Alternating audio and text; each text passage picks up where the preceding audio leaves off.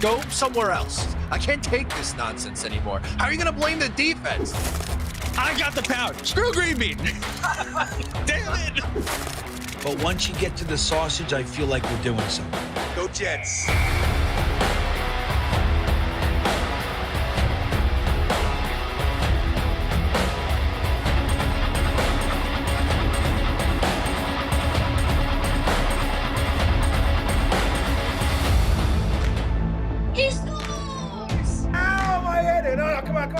What would you give up to see a Jets Super Bowl? All of my friends and family. Hit those milk thumbs, boys and girls. Freeze run. Hold on to your underwear, ladies, and stand by, bitches. It's now time for Talkin' Jets with your hosts, Matt, Ryan, and Green Bean. Welcome to Talkin' Jets. My name's Ryan, and I'll be your pilot tonight. I am all sorts of excited to get into all this free agency news, the rumors, the happenings, things going left, right, and sideways. I want to get your thoughts on everything going into free agency. I got my co-pilots, Mr. Green Bean to my this way. I got Mr. O'Leary to my that way. Green Bean, how you doing tonight? Well, I just want to point out to everybody that I saw this comment earlier. It's not mine, but I'm going to say it. The last time the Jets went to the playoffs, Geno Smith got his jaw broken, and now he's back. Oh. So I'm just saying. Not true. The last time, no, that's we're winning season. Sorry, There you that's what I meant to say. Holy macaroni! Last time the Jets had a winning season, Geno got his jaw broken, and now we got him back. So it's possible, baby. O'Leary, how you doing tonight? Yeah, I'm doing pretty good. Voice is going a little bit. I think the change of seasons always get me. So I'm fighting through it a little bit, but excited to talk some Jets free agency so far. I love it. I love it. Boys and girls, hit that like button. For every 10 likes we get on this video, we're going to pick a hat, shirt, mug, t-shirt qualifier at the end of this stream. Throughout the stream, at the end of the stream, we'll reveal the potential new Dom C shirt that I haven't made that I'm going to try and make during the course of the show. Boom, top secret. But we want to go through all our free agent moves that we made. We'll go through that. There's just some big news in regards to the Max Crosby trade. The Ravens have backed out of that deal, so no more 2 firsts for Max Crosby, which is telling me that knee has got to be bad. I would think that's why they backed out. Who knows? We'll see how it all plays out. Yeah, I see Benji in here. Benji says it's health, right? Who Sorry. needs help? No, I'm saying you can't help but think it's a physical thing. You know? Oh, yeah. Benji comes in, says, is Geno great? No, but based on what was out there and the money we are paying him to be a bridge quarterback, great move. I will admit I am not remotely excited for Geno Smith. I have no desire to watch him play football. I hope I'm wildly wrong, and I hope the Raiders are just that bad that Geno just looked that terrible. But man, I watched a few Raiders games last year, and I thought Geno was hot dog water. Even my 2 Raiders buddies were like, I cannot believe you guys made this signing. And not just signing, we traded for him. We moved back in the draft. Yeah, we still get a 7th round pick back with Geno and giving up the 6th round pick. So it's really not like crying a whole lot. You get a 1-year, $3.3 million deal is what was negotiated. The Raiders end up paying the bulk sum of the contract owed. But then you have the Jets coming out and saying oh, you made this trade because we were afraid there was going to be some competition with other teams. I'm sorry. I was shocked that Geno Smith was going to be on a roster at all this year. So maybe I'm just Debbie Downer on this. I think this clearly tells me that we are in for a tank.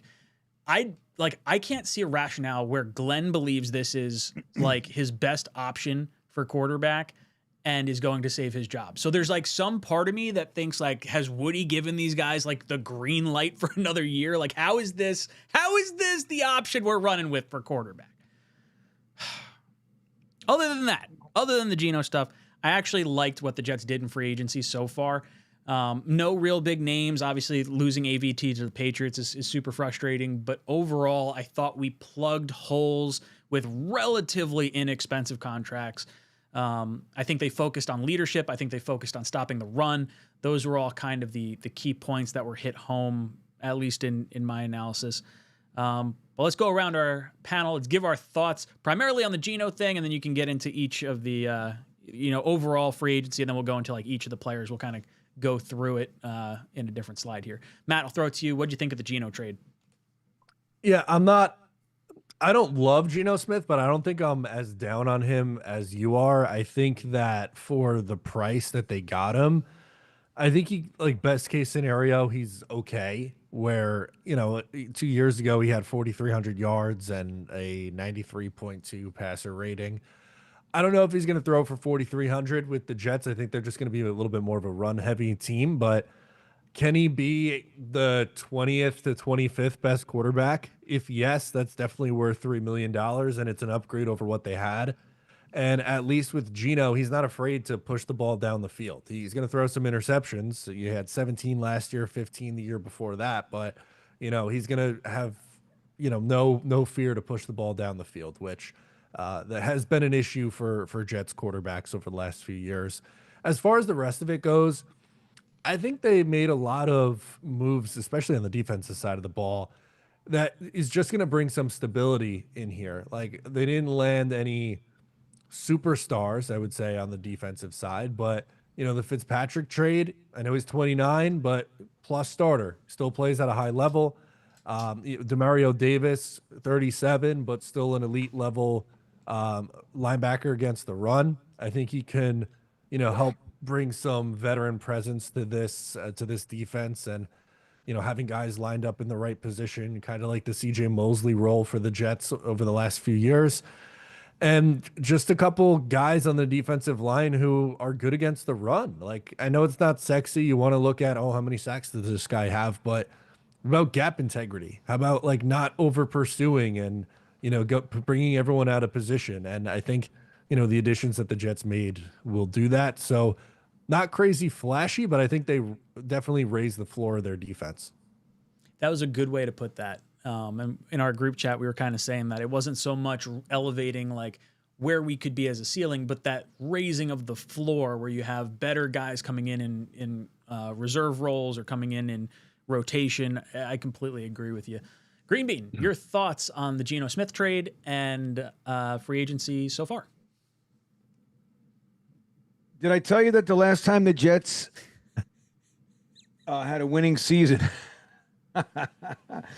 I don't know, man. This is the thing. Is Geno Smith the guy that I was hoping that we went out and targeted? No. But I heard that the Jets offered Malik Willis $30 million. Did you guys hear about that one? I did, but that was from it was a fake account. Green Bean sends I'm just reposting everything. Green Bean sends over a Richard Johnson tweet. We're like, that's Dick. That's not right. I'm like, look at this. But yeah, I mean, look, it's going to be real nice. Look, I'm just the key for me with all this stuff is that the Jets remain Jetsy, right? So I love that we have the second overall pick in a draft with one quarterback. I like that. That's Jetsy to me.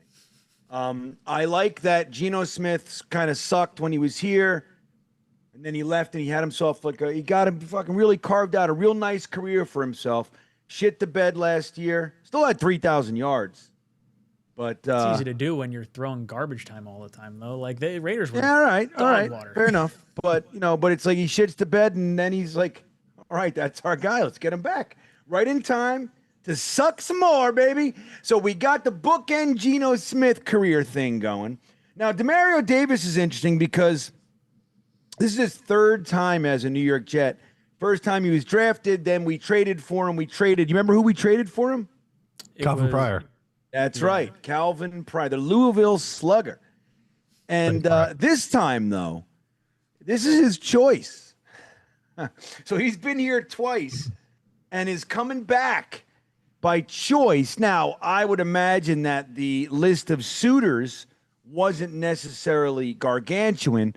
At the same time, I'm sure he could have went somewhere. So I don't know. I question his mental state these days.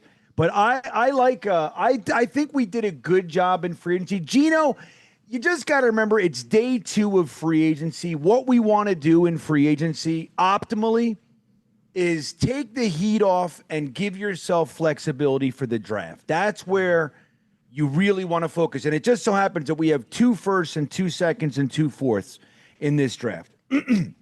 So we can do a lot. The truth is we can control this. This is our draft. And next year, even more so up top, right, with 3 firsts. So I think looking at this, like, look, we got to get the solid guys off the team. We got to get the expensive guys that are injured or not producing or whatever it is off the team and get as much value as we can. And now we're building it from the ground up. Like, I love 𝐒𝐮𝐬𝐫𝐽. I know that's not the way to say it. It's like 𝐒𝐮𝐬𝐫𝐽 or some shit.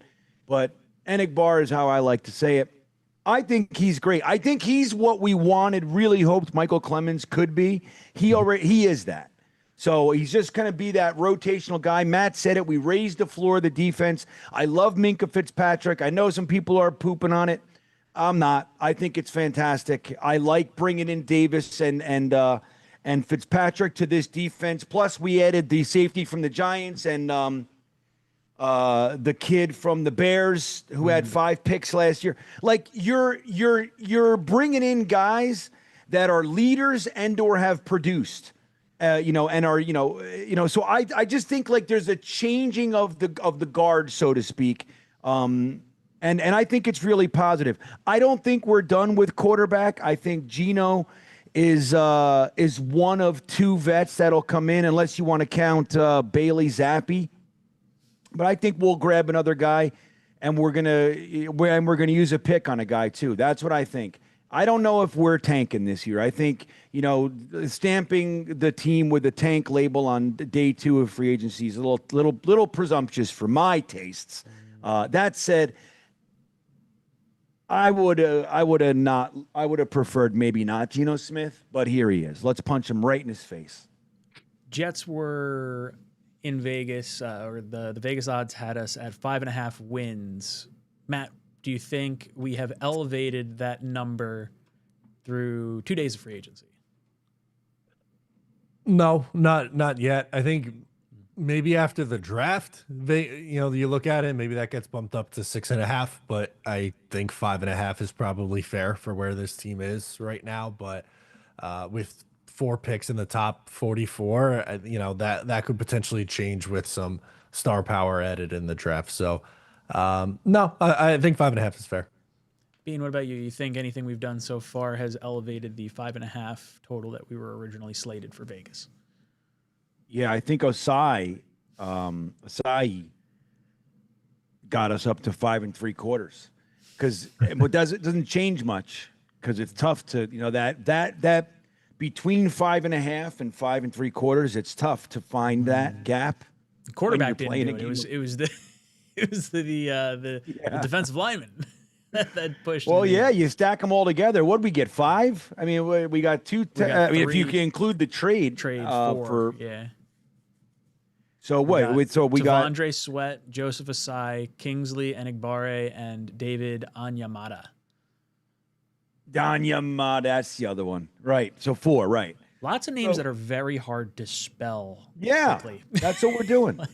And that's Jetsy too. Why not have 80,000 people watching the game and have 75 different ways that we're all saying the same person's name? I like it. I think it's what we should be doing. Anything to add to the experience of being a Jets fan, I'm down.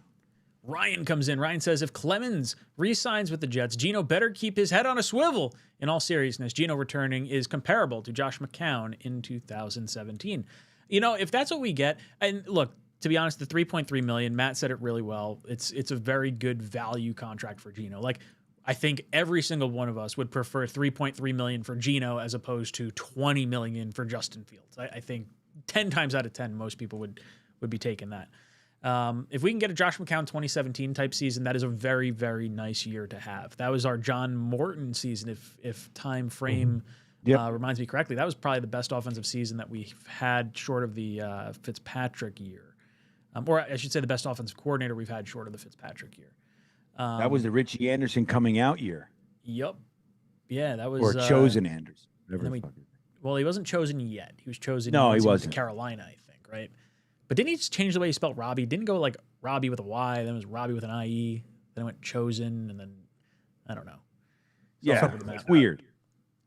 Matt, any it's pretty thoughts stupid. on maybe expectations for Geno? You think we get something similar to like a Josh McCown 2017? I don't have his stats in front of me.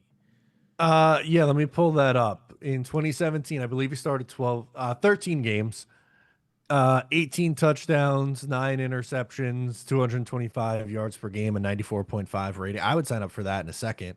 I don't know what that is paced out over a full 17-game season. Let's see if I can pull that up on Pro Football Reference, if they'll do that to me. 3,400 yards, 19 touchdowns, 13 interceptions. That's accumulating his 2 years as a Jets quarterback. Wait, what was it? McCown. Well, say it again. I'm sorry. McCown's 2 years as a Jet quarterback, if you were to make it a 17-game season, or I guess it's a 16-game season is how they maybe put it. It's kind of written a little funky. Yeah, let's just, what did he do? 3,400 yards, 64% completion percentage, 19 touchdowns, 13 interceptions would be like over the course of a full season, roughly. Huh. Which for $3.3 million is definitely worth it. You know, I mean, hopefully we'll talk some draft tonight too. I mean, I know it's free agency, but just like how this impacts and what we can do. Like, this has all been defense, and I think that they did a good job. And I still think, you know, people are saying, oh, we're going offense in the first. I don't know. I still think we're going to take defense with the second overall pick. Yeah. But if we're able to do a couple things, get a wide receiver, get a guard, hopefully maybe a center, somewhere between now and September, right? We're able to do this. Geno Smith protected with Garrett Wilson, A.D. Mitchell, and, you know, whoever. Jordan Tyson, I don't know, whoever. Mm-hmm. We could play. We could play some games. You know what I mean? We could play some football, which is really, I got to tell you guys, that's kind of all I'm looking for right about. I just want to not watch what we've watched for the last number of years. It has been, I just want to watch some football. Don't you?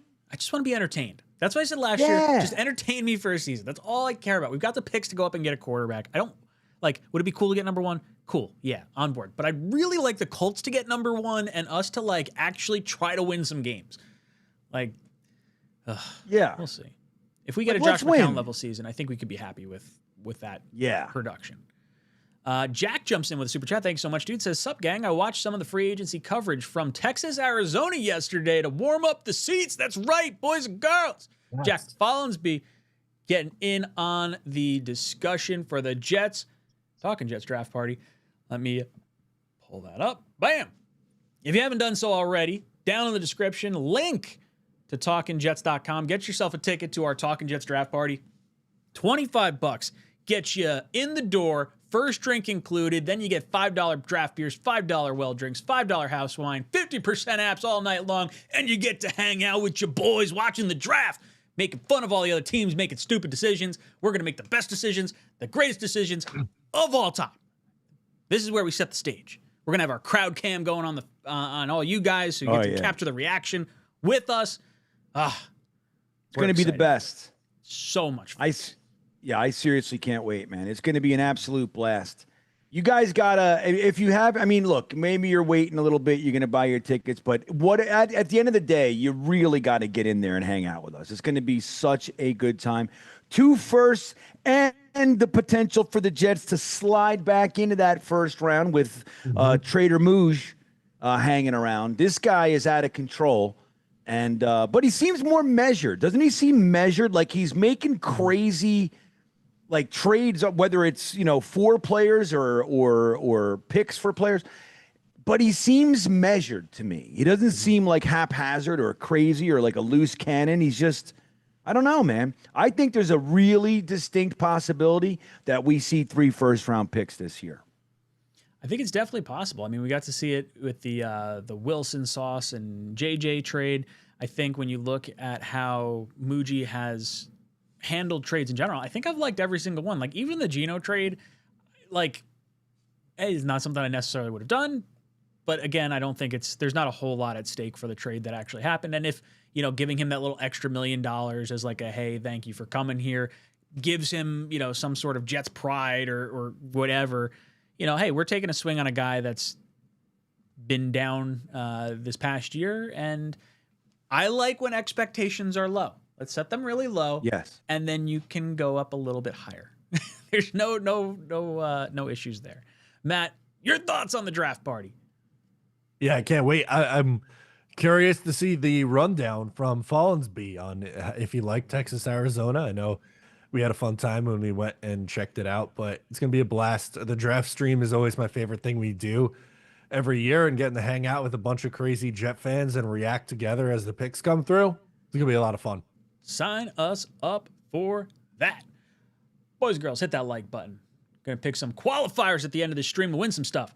Isaac says, Gino's getting us Arch. Gino left Seattle. They got Sam Darnold and got a Super Bowl. Gino leaves the Raiders. They get Mendoza. He comes to the Jets. Maybe he is our good luck Chuck, and we're going to end up with a franchise quarterback, whether that's Arch Manning or some other drafted quarterback, or maybe some free agent quarterback or a traded quarterback. Who knows? Or maybe Gino's like our franchise guy and he's just going to play for another decade. Who knows, right? Anything can happen. I like that. I like what you've done here tonight, Ryan. Laying the groundwork. Positivity. Yeah, this is good. Positivity. Swamp Ranger says, people acting like Gino is here to save us. Yeah, I mean, I don't think we're expecting him to save us. I think where I'm a little more perplexed is like, if the game plan is Geno Smith and say Carson Wentz as our two veteran quarterbacks, even if we're drafting a guy, like, are we doing enough to save Glenn's job? Like, that's the part I don't necessarily understand. Who knows? Maybe Geno surprises us and we get to 7 or 8 wins. But like, looking at our schedule, it just feels like 6 is going to be very hard to get to. So I don't know. Harry W says Geno is way better than any quarterback we could have got this season. Way better? No, it is better. Sorry, I added the way in there. Geno is better than any quarterback we could have got this offseason. I don't agree. Well, how many names are in front of Geno? I don't think the list is crazy long. I don't think it's crazy long either. I do think, but to be fair, I don't think a lot of these quarterbacks would have come here. I think Willis is one that we would have liked. That would have, I think, would have been better. It's more of a gamble, obviously, higher contract, more volatility because he only got 6 games under his belt or whatever. I think Kyler and Tua and Kirk are probably all better than Geno right now. Like, to me, I put Geno on the same playing field as like Carson Wentz, Marcus Mariota. Yeah, I don't know. I don't have as much faith in Geno after watching a few Raiders games last year. And I'm just kind of really hoping that the Raiders were so bad that that's why Geno looked really bad and not because he is actually really bad right now.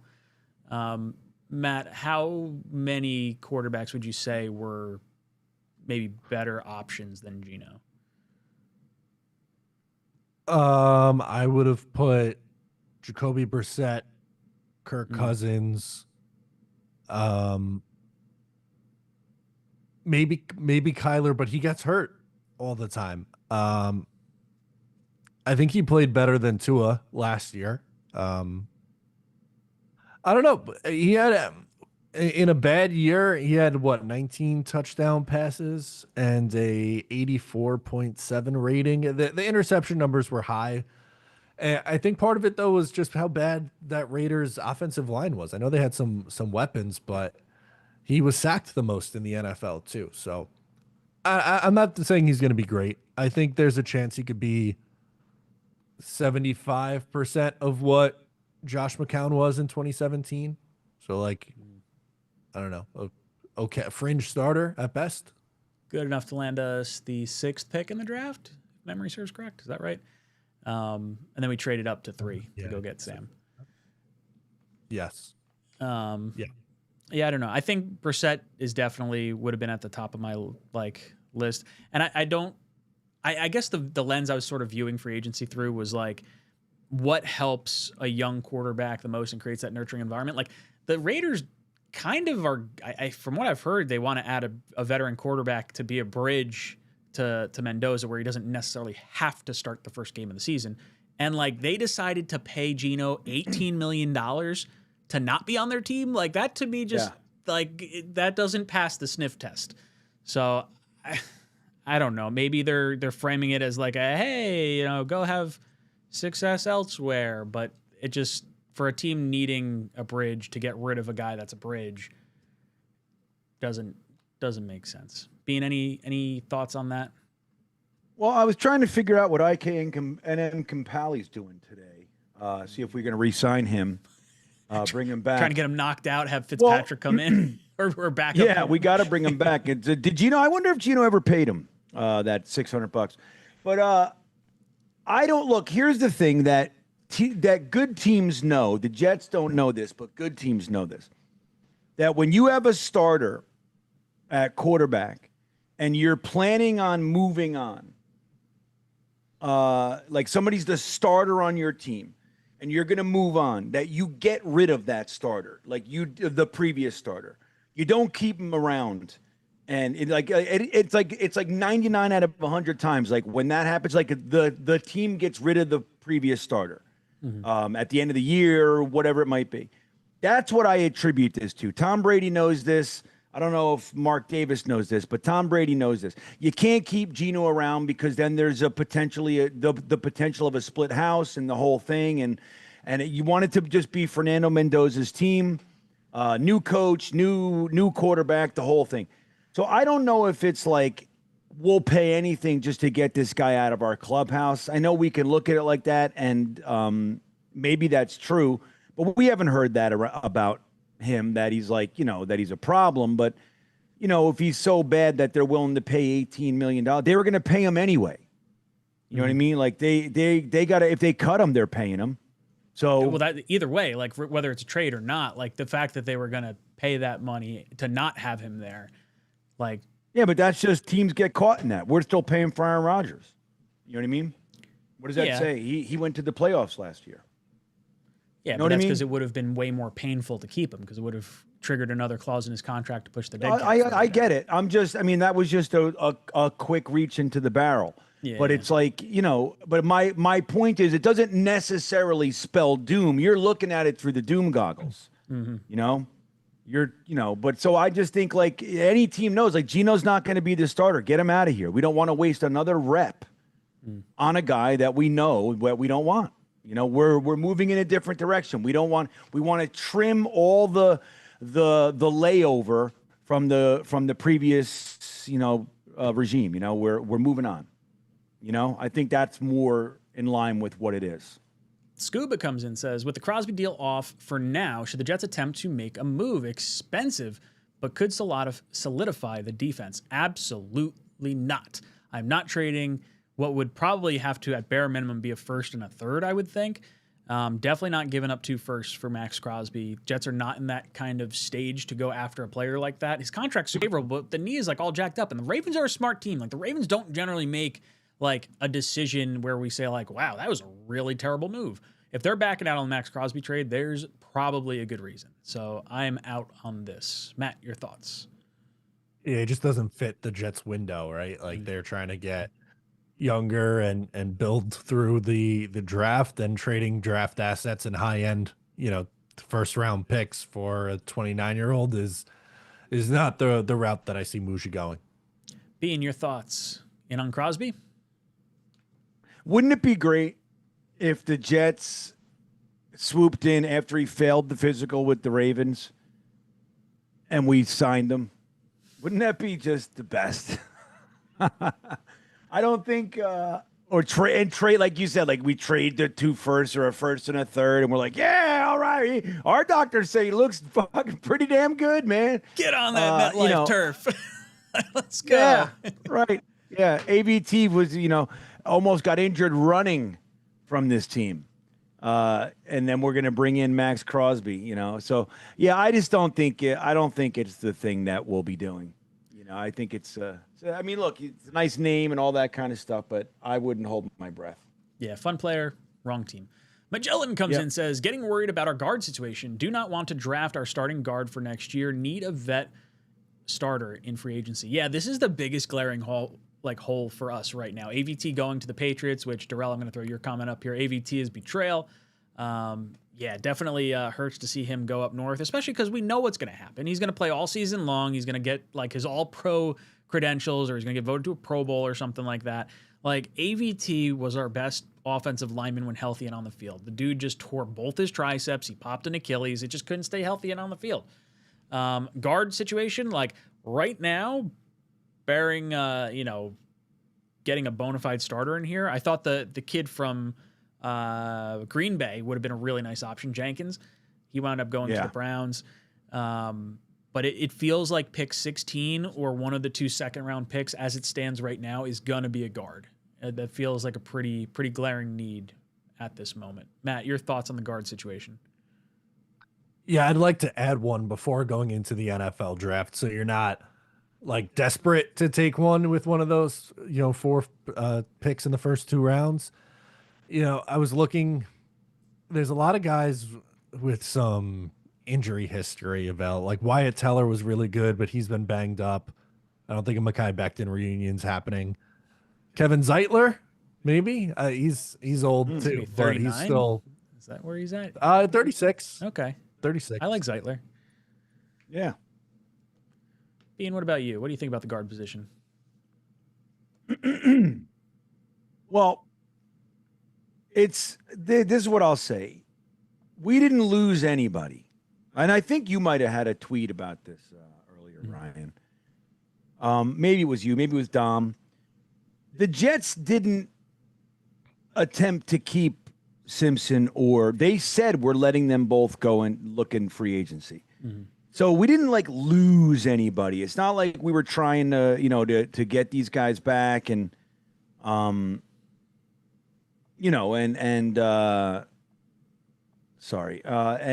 we lost them.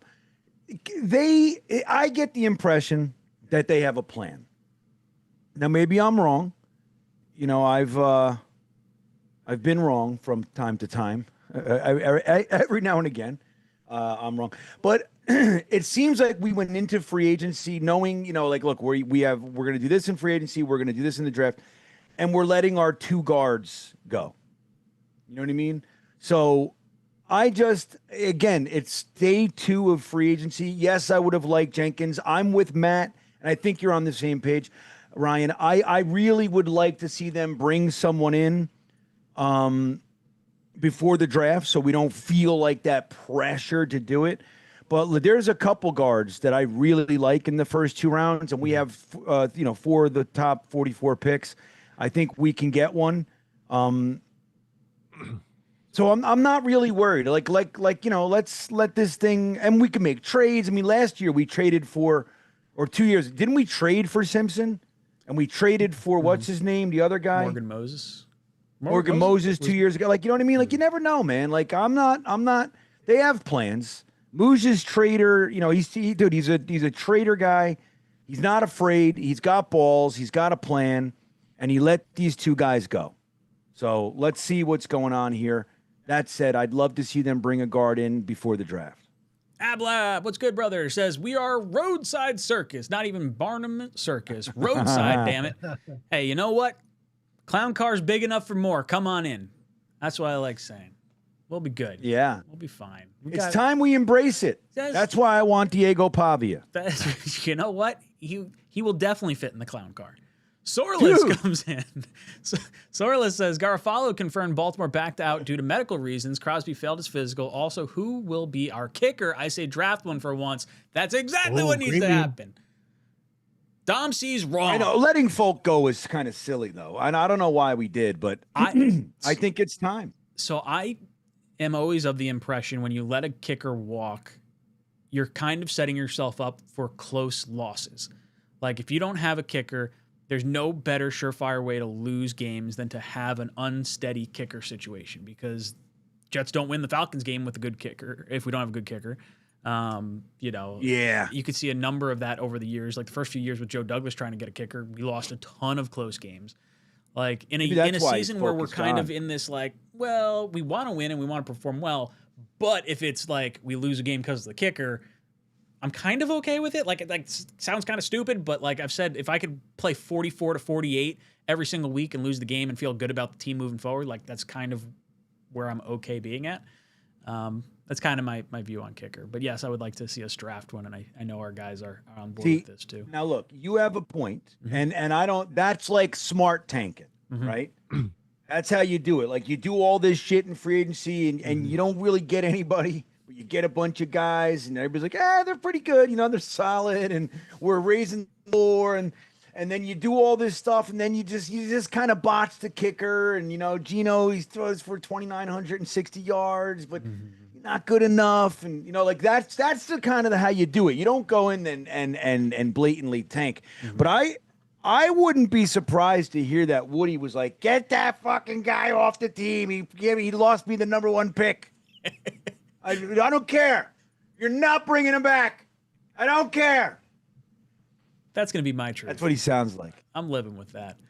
Jake comes in, Geno, Gino, Eugene Smith, baby. Yes, nice to see you in here, Jake.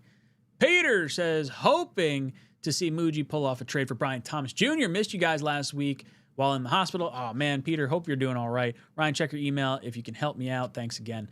I'll check that after the show, Peter. Brian Thomas Jr., it seems like the Jets and Giants are both in on him. I would totally be down to trade for Brian Thomas Jr., especially if we're considering receiver in the second round. Like, if you can get him you probably can't get him for pick 44 just because the Giants are picking in front of pick 44. So you probably have to give up either 44 and a conditional 2027 pick, or like have to give up 33. And I don't think I want to do that until I know who's on the board at 33. So I'd probably wait that duration. But you're talking Brian Thomas Jr. on a 3-year contract, at least 2 years plus a 5th-year option, where the guy you're taking in the second round, you're getting for a 4-year deal anyway. So I like the production you saw from Brian Thomas Jr. year 1. My concern is that Liam Cohen is a good offensive head coach, and for him to offer him up as like potential trade bait, like that is a red flag for sure. So I'm open to the idea of moving one of the seconds for Brian Thomas Jr. Matt, throw to you first. What are your thoughts on Brian Thomas Jr.? If he's available for a second, I think you have to strongly consider it. I mean, 22-year-olds don't have 1,300-yard seasons and 10 touchdowns and like just forget how to play football. I don't buy that. I know he's coming off a year where he was a little bit underwhelming, had 700 yards and 2 touchdowns in 14 games, but I just think he fell out of favor in that offense for whatever reason. And like you said, he would be in team control for 3 years. So that kind of fits the Muji model, right? Of trading for guys on their rookie deals and who are controllable. I think he'd be a great number 2 wide receiver with Garrett Wilson. Yeah, it'd be kind of fun to see that. Not to mention the like shifting in, well, I shouldn't say the shifting in how they called plays, but Washington and Jacoby Myers both popped off. So you just kind of, like you said, sort of fell out of favor.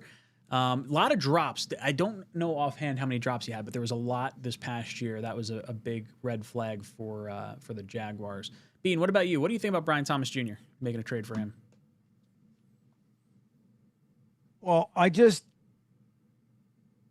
can't get past the idea that Liam Cohen, a young offensive-minded head coach, comes in and, you know, Trevor Lawrence is humming and everything looks on the upswing and all this stuff, and they don't want him.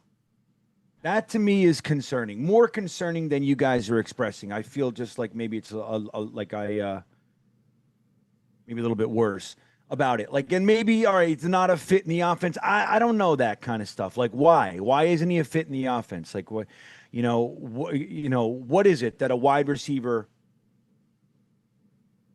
why would he? I don't know. It's a like you said, it's a red flag. It's a major red flag to me. I tend to believe that there's some sort of personality thing going on. Now, I don't know. We have adults in the house now, Frank Reich and Musgrave and all these other guys. Maybe, but I don't know. I mean, I think he's talented, but I don't know.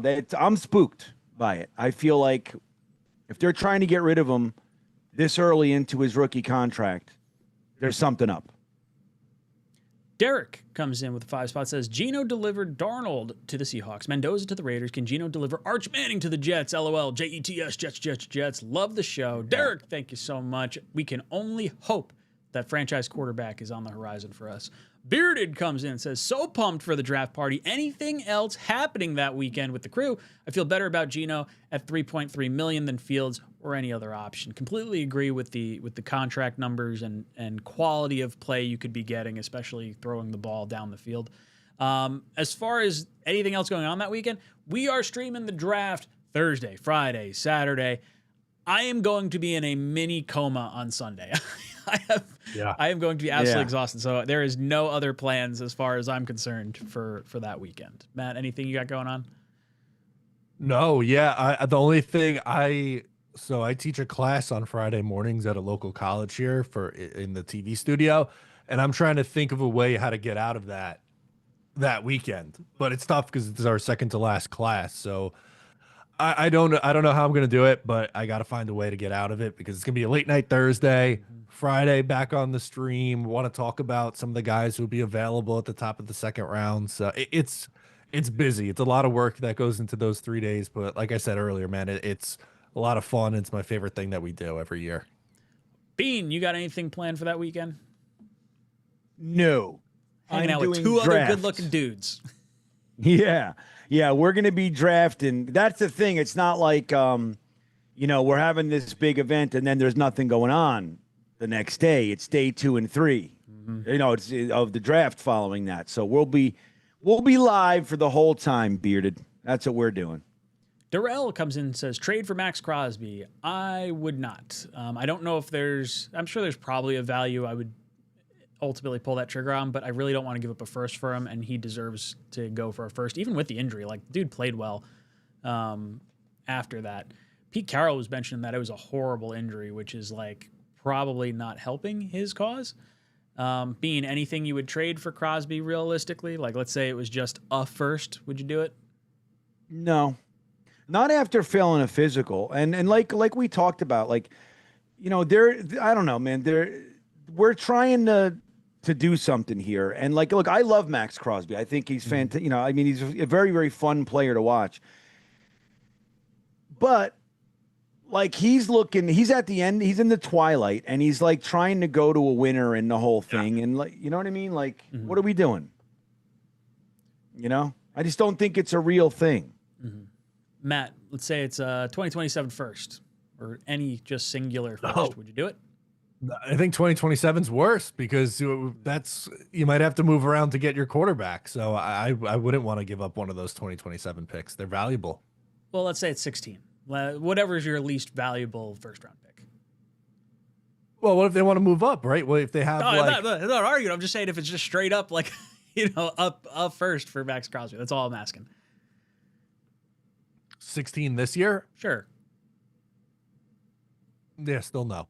I like Max Crosby. He's a really good football player, but I don't know. Aren't they not going to draft Arvell Reese or David Bailey at 2 and hope that they get their own guy and not have to pay him $30 million and pray that he's healthy at 29? Oh, man, we're going to greenlight Sonny Styles at 2 though if we get Max Crosby. Curly comes in. Curly says this franchise hates us all. Yeah, but we're all here together. It's one big happy family that argues about every little thing we do. T comes in. T, thank you for the super chat. Says, Geno, that's why they pay me the big bucks, Smith. Did he ever say that? Is that like a quote from Geno, or is it just like a little hardy har from T here?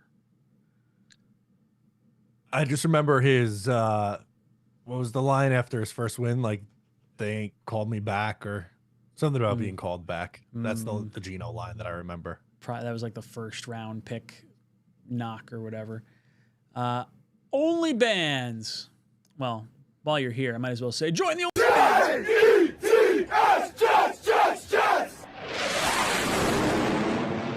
Blue link down below. Click join. Can be a member of the OnlyFans for Talking Jets. OnlyFans comes in and says, who's to say May doesn't regress, or Bill's first-year head coach isn't lost, or Mahomes, Lamar don't bounce back from injury? AFC's wide open. Fuck next year's pick. Yeah, look, I want to win as many games as possible. I definitely do.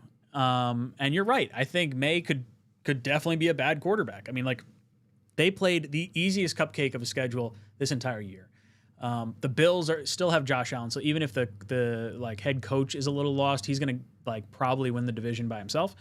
As far as like Lamar and Mahomes, yeah, we don't know when Mahomes is going to be back in the starting lineup, and Lamar is just like one bad hit away from getting knocked out as well. So we're going to see the return of Joe Burrow this year, so expect them to be pretty good. But I think the AFC is pretty wide open until proven otherwise. Matt, what are your thoughts on the AFC overall looking ahead to 2026? It might be wide open, but is it wide open for the Jets? I mean, there's a 3-win team from a year ago. I want them to take a step forward, and I think they can, but I don't think they're going from a 3-win team to an 11-win team pushing for a Super Bowl or winning the conference. There's too many talented teams and too many talented quarterbacks in this conference. It could be open, but the Jets haven't proved shit yet, so I can't get there. Bean, what about you? What do you think about the AFC for next year? I've been saying this for a minute. The fact that we are all this dejected means to me this is the year we break the curse, the playoff drought, I should say, not the curse. The curse is sticking around for a while.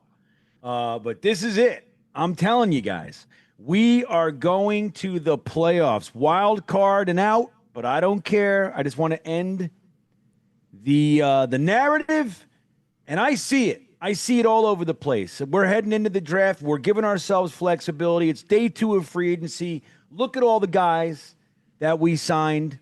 We upgraded all over the place, and I'm excited to see what we do with our 2 firsts and 2 seconds and 2 fourths. I'm ready. I think Mooj learned a big lesson from his day 3 last year. That's what I think. And we're going to the playoffs. So this is the year. Blitzcrew says Dom C is wrong, which reminds me, I do have to start making that shirt. Draft a kicker in the 6th or 7th round. This GM will find a starting left guard outside of our 1st and 2nd round. Gino is mad, but still better than 2025. Hit them milk thumbs. Milk thumbs. Love it. Thanks so much, Blitzcrew. Jack Skellington says, honestly, all I want is an interception. Shake my head. I would love to see an interception when we are all there in the stadium. That is my preferred route. If we have to wait 2 road games and then we get our home opener, so be it. That's what I want. But we've added some guys that could do it. Minkah Fitzpatrick, a little bit of a ball hawk if they use him back in the deep part of the secondary as opposed towards near the line of scrimmage. And then the kid we got from the Bears, Nashawn Wright, had, 5 interceptions and like 10 pass breakups. Like, this guy's always around the ball. So I think there was definitely a focus on that potential as well. Ablab comes in. Ablab says, can someone explain, please, why we love Ty Simpson? Is he really a quarterback that can take us to the chip? What am I missing? So there's just a lot of uncertainty with Ty Simpson. Not a lot of games in college. He fell off the back half of the season after being considered like a top 2 pick early on in the season. At one point, I think Connor Rogers had us taking him number 2 overall in like middle of October or end of October, something along those lines. I know Blewett really likes Ty Simpson a lot. He doesn't think there's much separating him and Mendoza apart from coaching and just a way better team in Indiana. We've seen some other guys come out and kind of back Simpson. I'm indifferent on it, I guess. Like, if they want to take him at 16, I understand the swing given the timeline they're currently on. I think you could definitely see a Geno Wentz, Ty Simpson, or Geno Wentz, Alar, or Geno Wentz, like, high potential upside quarterback. I don't particularly want to use a 1st round pick on a quarterback though. So why is there love for Ty Simpson? Because there's not many quarterback options available. That's ultimately the answer to that. Matt, your thoughts on Ty Simpson overall? Ask Tank for Ty in the chat. He'll tell you why. That's it. Yeah, that's it, man. He started the year off really well. I think if you're a Ty fan, you could maybe point to the injury in the second half of the season as being an issue. for him and playing through that, but the lack of starts makes me nervous. So I'm not like pounding the table for him, but if they took him at 16, a part of me would get it because they don't. I mean, they were just brought in Geno Smith, but they don't really have a ton of great options at the quarterback spot. So I don't know. I'm not there.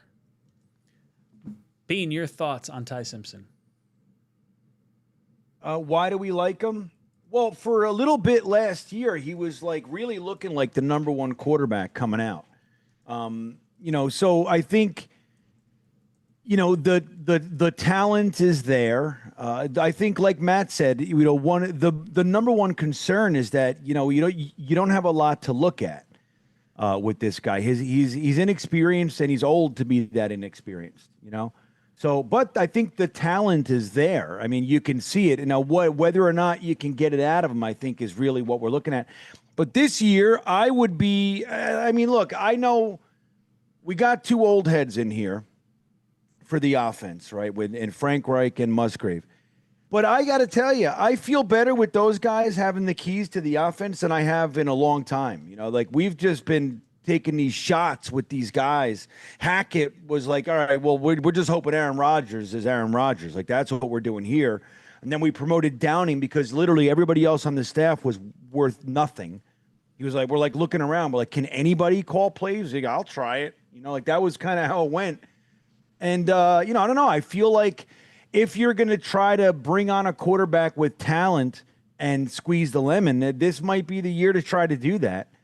But I don't know if these guys are dead men walking. I don't know if they've been given a leash. I don't know what's going on here.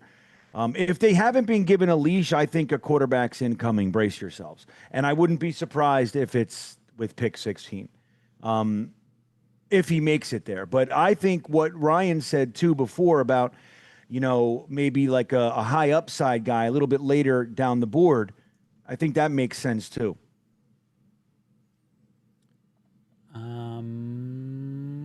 Boom, Blitz Crew says, hope Jessica Alba destroys Joe Burrow's season. Fingers crossed. Who knows? I mean, Burrow could be an option next year. Like, if we raise the floor enough on this and the Jets have so many draft picks, maybe instead of going with the rookie, they're going with the established guy. I would think that's unlikely. Oh, my God. Okay, we might have a shirt for the Dom. I know, I knew it. I was like, Ryan's making a shirt. That's what I was thinking. I've been cooking on this side. Yeah. So I see Blitz Crew's comment. Let me just move it out of the way real quick. All right, pull that down. All right, I gotta clean it up in post, but this is what we're looking like. That's fantastic. It's a good start. I love it. I think it's awesome. I think it's awesome. So someone in this chat tonight, hit that like button. Someone in this chat is going to win a Dom C is wrong shirt. I don't know if we should add draft a kicker or something like that on here, but this is where we're workshopping it right now. We're on our way. It's a good start. Good start. I should send it to Dom. Let me see if I can copy. Poor Dom. Let's see if I could do the paste. Like, I feel like he was probably in the chat hearing us before. Let's see. He's going to be like, you know what, guys? My honest opinion. I don't love this. Let's see if he'll do it. Oh, God. How do I? Hey, I'm also dropping something in the private chat here for you. Let's see if I can do this. Boom. Yeah, I'll take a look at that. Boom.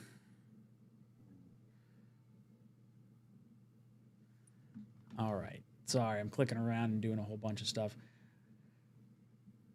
All right, we'll workshop. You guys let us know. You know what? We had a poll question. Geno Smith trade is a 40% say B, 33% C, 15% say A, 12% say D. So it feels like most fans are probably kind of lukewarm on it. I don't think anyone's overly upset one way or the other, but relatively decent value. He's nice. I was going to try and make a poll question, but I don't know. Do we want to do the... That's all right. we'll move off this and we'll come up with it. I'll workshop some ideas as far as the shirt. Maybe we play around with it. I see 𝐒𝐿𝐾𝐭. 𝐿𝐾𝐭. 𝐿𝐾𝐭. Sorry, moving stuff around over here. What's up, guys? What's up, guy? How boy our GM depth?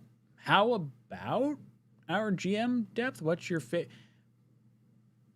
words? That's not easy to read, my friend. We might need a green bean translate. Green bean. What is it, Leah? Let me see. Can we let's see. super chat to green bean translation?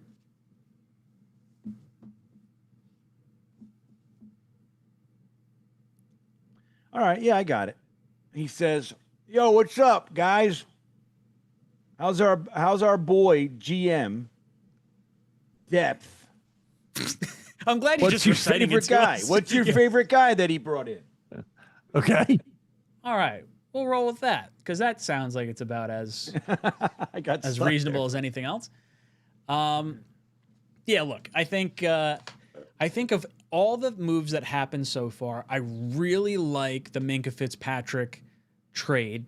I thought that was very, very smart. I love the contract too. He would have been on a 1-year, $15.6 million deal on the trade. We extend him 3 years, $40 million. So you're talking like, was that $13 million a year, roughly $13.3 million a year?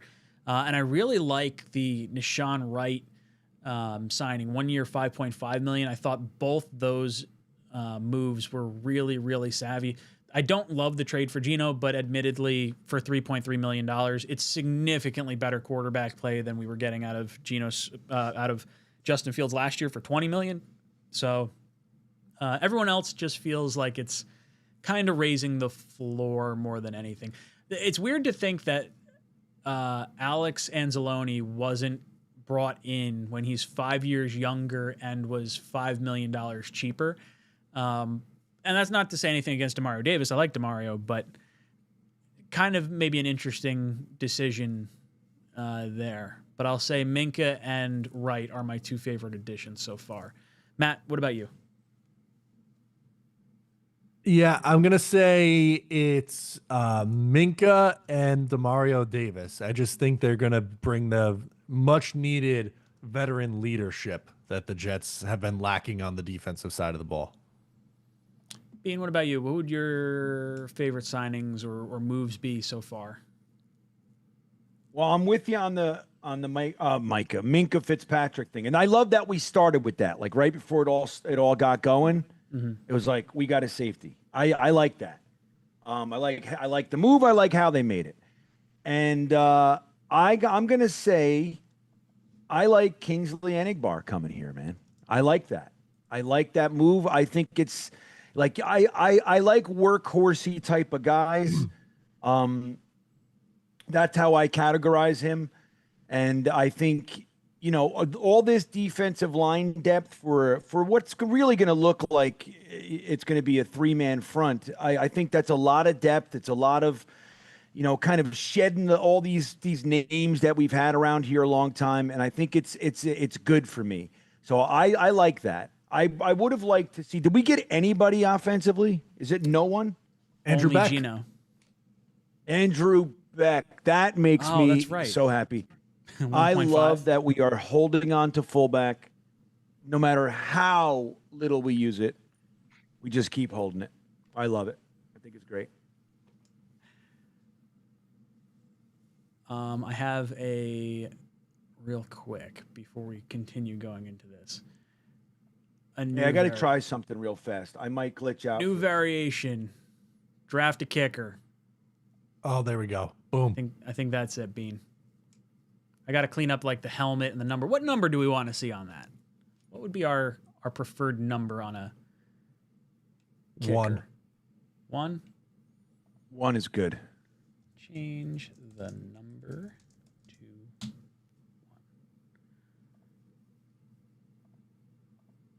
Love it. Love it. All right. We got Savon Stokes joining the OnlyFans. Jets! Boys and girls, if you would like to subscribe to our OnlyFans, you can hide your other subscriptions from your significant other and just say it's a bunch of goons talking football on YouTube. And then you can show her our subscription page, and then she could subscribe to us and support us and comfort us and love us. And who knows, maybe we'll send you some dirty feet pics in the subscribers only portion of this. That's right. Part of it. Part of the gig. Right. See? Johnny comes in. What's up, Johnny? Johnny says, Geno had the worst offensive line, no run game, offensive coordinator fired midseason, Jacoby traded after 7 games, Brock injured half the season, could work out. I mean, that's certainly the glass half full take. He had a nice game versus the Patriots to start the season. I think I have, hold on, let me see if I have, how did I do this? Give me 1 second. Just trying to figure all this out. Boom, share screen. Okay, so this is what Geno's PFF looked like last year from like a grades per game perspective. Best games were New England, Washington, Tennessee, Jacksonville, Denver, and Houston. A lot of other not so great games thrown in there. As far as like no running game, I mean, I think that just stems from the offensive line in general. They were really bad. I think everyone would consider Genty as coming into the league a really good back. So for him to perform or for him to underperform is kind of an indicator as well. As far as offensive coordinator being fired midseason, was that Chip Kelly? Am I correct on that? Yeah. Man, they were paying a lot of coaches to not be there. He got a fat deal too. Jacoby being traded after 7 games felt like that had more to do with the Raiders not going anywhere and them just getting draft assets. So I don't know. Bean, you subscribing to the glass half full mentality? Yep. Geno Smith? Yep. I'm in. I like it. I think you have made my day with this comment. I like it. I'm in 100%. It supports my previous statement that the Jets will find a way this year to end our playoff narrative, that this drought. I don't care if we win 6 games and find a way in the playoffs. I really don't give a shit. I want it done. And I think that this helps me. So, yeah, man, it wasn't Geno's fault. He's ready. He's ready to come here and save us. I'm in. Matt, you thinking glass half full on this? I don't know. Is there a middle ground that I could take? I don't like the half full or the half empty approach. It's just, it's half. We got a full glass of milk, just ready to have some chocolate poured into it. We just don't have the extra ingredient. That's what it is. It's a full cup, half complete. That's what we'll call it. I think that drank sounds right. some. Yeah, right? Well, no, you want to add some chocolate too. You have a nice little chocolate milk. I have a chocolate milk like practically every morning. I'm a child. It's amazing. Really? Oh, every morning. Dude, I have this buddy at work. Him and I rotate each week buying a gallon of milk and a jug of like Hershey syrup, and no joke, 5 days a week I'm having chocolate syrup and milk in the morning, and I love it. Oh, that's incredible. Oh, I cannot even tell you the last time I had a chocolate milk. dude, I love chocolate milk. There's something like therapeutic about it. It's just like I still have my iced coffee in the morning. I'll leave that on my desk. But it's like, no, you know what? I'm gonna feel like a 5-year-old. I'm gonna order some boneless chicken wings, aka chicken nuggets, and have my chocolate milk, and I'll be tickled pink. Matt, you like a good chocolate milk? Wait, hold on. You're having boneless. I'm not. I'm just making fun of myself. No. I'm making fun of myself. Yeah, he's from like, the, wait the a wing minute. conversation. No, from last hold week. the phone. Hold the phone. Chocolate milk, good. I prefer it with the Nesquik powder, if we're being honest with ourselves, over the syrup. Yeah, but I can't tell you the last time I had a chocolate milk though. So I had one of my coworkers for Secret Santa got me like the syrup version of Nesquik, which I'd never had.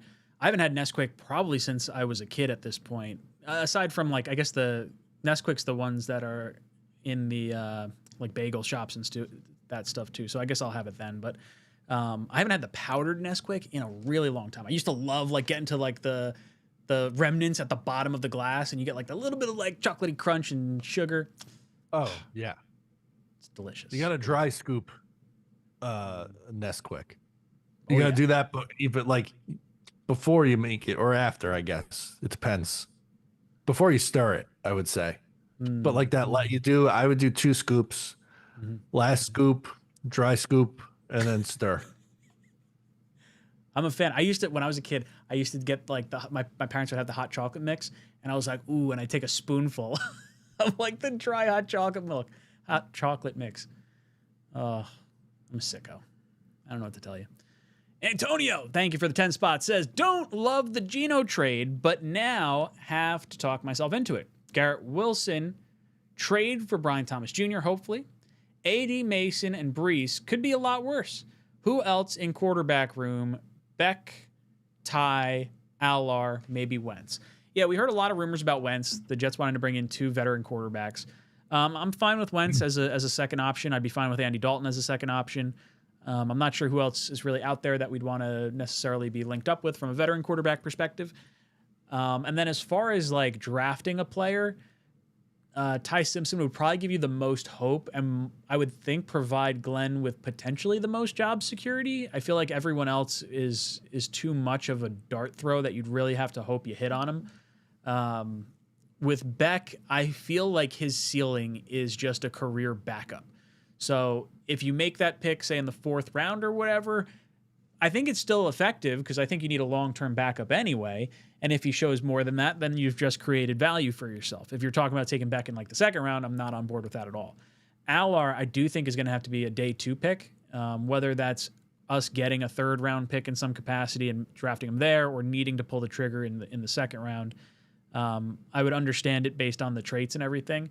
I would prefer to go the day 3 quarterback route and sign someone like, you know, if somehow Nussmeier falls through, or Taylon Green, or Cole Payton, or Sawyer Robertson. I'm not like super high on burning what should be a starter at another position, I think, in this year's draft, when it seems pretty clear that they want to focus on 2027. Or at least I think that's the approach they're going to take.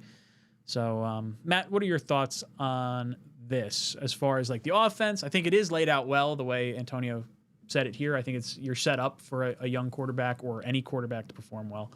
But what do you think the quarterback room could look like? Yeah, I think they're gonna add another veteran before they go into the draft, and at some point take one. And all the names we've talked about, from Ty Simpson to Garrett Nussmeier to Drew Aller to Carson Beck to Diego Pavia and whoever else you may or may not like in the NFL draft. So I know Carson Wentz has been a name that's been linked to them a lot. I'm not the biggest Carson Wentz fan because he seems to bring a lot of baggage whenever wherever he goes. So I'd rather trade a late day 3 pick for Andy Dalton than bring in Carson Wentz. But we'll see. But I do think they add another veteran quarterback and then add one in the draft and carry 3. Yeah, you make a good point about Wentz too. I think Dalton would be a better mentor type quarterback, like the same way that you have Winston kind of taking Dart under his wing while Russ is playing. You can kind of liken that to Geno starting, because I don't necessarily view Geno as like a mentoring a young quarterback type of player, but I think Andy Dalton is at a point in his career where he can kind of do that. Wentz, I guess, provides some type of value from being a former very high draft pick to, you know, kind of falling out of favor. And there's probably some like knowledge that could be gained from that. But I think Dalton might be the way to go. Bean, what are your thoughts on the quarterback room, and what do you think it could look like? Aren't you surprised a little bit that with all the Frank Reich talk that we were hearing and all that shit, that Geno is here? Like, aren't you? Like, it just seems a little bit. He fits off. the size profile, I think. Yeah. But he doesn't, like, with Brissett and Wentz both being like in the league, being former like Reich quarterbacks, it does surprise me a little bit that Geno would be the solution. Yeah. So that's first. So I don't know. Like you guys are saying, like, you know, Carson Wentz is connected to us because of Frank Reich. Like that's where it comes from, right? Even though the rumor was that they didn't like each other anymore, they both say, no, we're really, we make out all the time. That's what they say. So who knows what the deal is. I wouldn't be as upset if Carson Wentz came here. I think he can play. Like, that's the thing. It's like, remember that guy, Chad Henne? Remember him? Sure. And like every time he came in, he just kind of played well, you know? But if he was your starter, he wasn't very good, you know? Like, I think Wentz can kind of, and it's just how I feel, you know? I just think Wentz can be like that. But I don't know. I would really love to see them grab Brissett. I agree. And have Brissett and Geno and a draft pick in here. That would make me happy. Dalton, if you're going full-on mentor role, sure. I think he's a great choice. But I don't know if I want to see him playing. I mean, how did he do? I mean, he came in a little bit, didn't he, last year or no? Let's take a look. Let's see what his grades. Like, what's he doing? You know, what's he doing these days? Doesn't he? To me, he feels like he's 75 years old, man. He's been. But I know that's off. No, I think. How old is he? I think you're close. He's 38 and a half. So he came in 3 games last year, 69.1, 76.1, and 43.1. Not a whole crazy ton of passing. He really only had 1 game, week 8 versus Buffalo, where he had a full game's worth of action. The other ones were like under 10 passing attempts. So, I mean, I think he's fine. I think he's just that backup level dude. Looks like he'd be a good mentor, like was said. He was 7 touchdowns, 6 interceptions in 2024 for Carolina. In 2023, was 23 the Reich year with Dalton? I think it was. Oh, I don't know. 23, yeah. Yes, but I don't know if he played. So he had 2 touchdowns, no interceptions that year. Minimal pass attempts. Like, it looks like maybe 2 games worth. 58 attempts. So probably 2 games worth there. And then before that, he was with New Orleans in 2022, Chicago 2021, Dallas 2020. I don't have any recollection of him being on New Orleans, like, at all. But he has a bunch of snaps there. Oh, yeah. 2-to-1 touchdown interception ratio. Yeah, I mean, I think he's a very good mentor, like we've kind of been talking about. I'd be fine with it. This is going to switch gears, but this is a good place to say. I saw, forgive me, I forget who in the chat asked this. Mm-hmm. I think it's a great question, and it's like, I don't know, it's making me think. With Max Crosby, with that deal going down and the Raiders kind of spending like maniacs, does this mess with their cap, like him coming back? Was it already assumed that his money's off the books and now it's like they're all, or? It was assumed that it was off the books, but they had 80. Well, I don't know if they've officially moved it back over yet. I don't think they have. They have $82 million in salary cap space. So regardless of what his cap hit was, which I think was like 30 some odd million, it's not going to impact it at all. Nothing with their situation currently. Really, with all the guys that they just signed? That's what they have. Actually, this isn't up. Oh, no, it is updated. Linderbaum is a $16 million cap hit this year. Linderbaum's contract's bananas. Yeah, that was crazy. $81 million for 3 years. $10 million base salary this year. $30 million base salary next year. $21 million base salary in 2028. But he got a $20 million signing bonus. So his cap hits are going to be 16 this year, 36 next year, 27 the year after that. I mean, as much as I hate it because they're just nuking the center market, the Raiders have been doing this for 20 years at least. Like, they did this with Nnamdi Asomugha and jacked up the Darrelle Revis contract back in the day. They've done it to, I think it was Khalil Mack also. They're just like historically known for doing the franchise tag thing. But if you're going to have a young quarterback coming in and you don't really have anyone else to pay and you got to spend that money anyway, why not spend it on the top end of the roster when, I don't know. I don't hate it. It's just a crazy contract. Bean, what were your thoughts on the Linderbaum deal? I was sad. I don't give a shit what the deal is. I just wanted him. I knew it was unlike. I'm surprised that he hit free agency, to be honest with you. But the Ravens, this is what they do, man. Like they let these guys go. And seeing the deal that he got, I don't know. I just thought the Jets should have made a push for some of these bigger name guys. You see Devin Lloyd going to the Panthers, and Nakobe Dean went to the Raiders. And I don't know. I was kind of hoping for just one of these guys, whether it's Linderbaum and Lloyd, or Lloyd, I wanted something like that. But so that's really my overall. It was just disappointment. As far as the money, these guys, I don't even know about contracts anymore. Like, they always figure it out. You know what I mean? These guys, caps a myth. They always figure it out. Yeah. I saw someone in the chat post about the Brian Thomas Jr. trade, and I can't scroll back up to the comment, but why would the Jets be giving up 44 when the highest offer they got was a 5th-round pick? I'm pretty sure that was one of those Richard Johnson tweets. I don't think that was actually true. Matt, do you know what was it? It was like the Jaguars aren't being offered more than a 5th-round pick, but I think it was one of those troll accounts. Matt, does that sound right to you?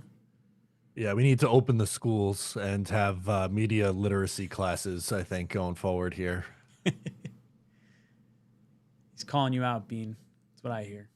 I know. I heard that. I don't know how to take it. Honestly, it gets me more when it's not our team. Like when I see Richard Johnson, it's like, okay, I know this is fake. But there's this guy from for the Giants that sends it. I'm like, oh, I gotta send this to my Giant fan buddy because I'm not as like maybe well versed in certain things. Like, Giants are doing something stupid, and it's like, nah, you got. And I'm like, shit.